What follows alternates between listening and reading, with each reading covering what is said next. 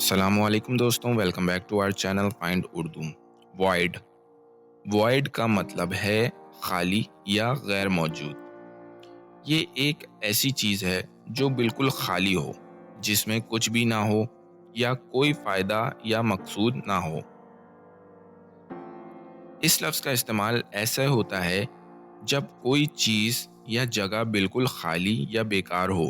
مثلاً اگر کسی کا کانٹریکٹ ختم ہو گیا ہو تو ہم کہتے ہیں کہ یہ کانٹریکٹ اب وائڈ ہے، یعنی اب اس کا کوئی اثر یا اہمیت نہیں ہے۔